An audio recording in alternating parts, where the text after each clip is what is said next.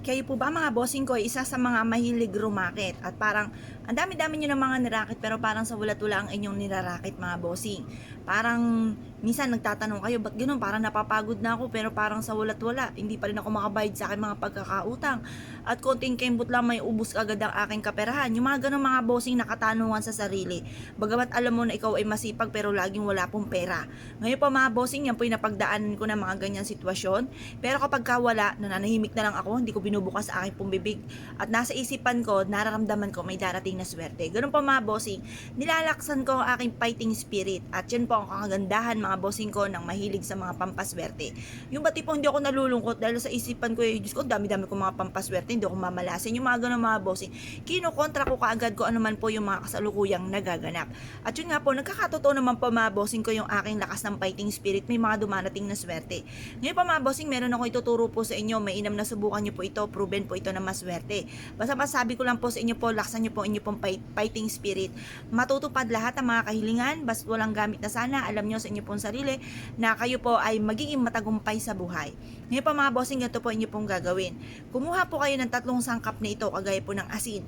Ang asin mga bossing ko, marami na nagpatotoo na sila po'y sinuwerte po dyan at isa rin po yan sa paborito ko ang asin. Ganon din po mga bossing ko ang bulak. Ang bulak, pagagaanin nito ang daloy ng swerte mga bossing. At ang barya naman pa mga bossing ko ay para mabilis gumulong ang magandang kapalaran. At yan po mga bossing ko ay metal, mas magiging fighter ka sa hamon ng buhay at hindi ka basta-basta susuko na sa hamon ng buhay.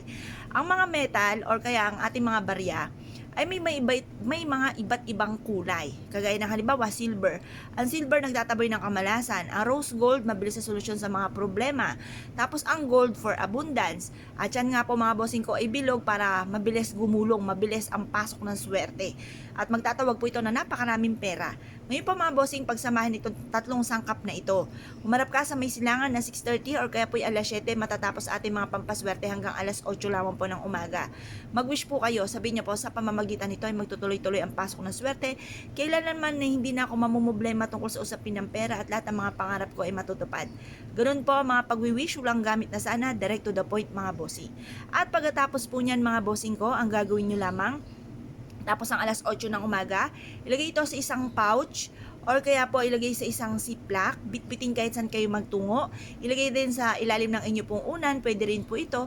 Or ilagay sa isang pouch tapos isabit nyo po sa inyo pong pintuan ng inyo pong main door para magtuloy-tuloy ang pasok ng swerte. Or ilagay nyo po ito sa isang platito at ilagay sa ilalim ng inyo pong higaan. Ang dulot po nito ay swerte. Or kaya po mga bossing, maglagay kayo sa isang baso na maliit na nakalagay po ito at pagkatapos ilagay nyo sa malapit sa inyo pong kaha para magkaroon kayo lagi ng malaking benta. Kung kayo pinaniniwala at nais po itong gawin mga bossing, marami po tayong pwedeng gawin na pwedeng pampalakas ng ating fighting spirit para tayo po ay hindi wala sa isipan natin na tayo mamalasin at puro swerte ang darating po sa atin. Subukan niyo po ito. Kung kayo pinaniwala at nais po itong gawin mga bossing, mga bossing, good luck po sa inyo po lahat.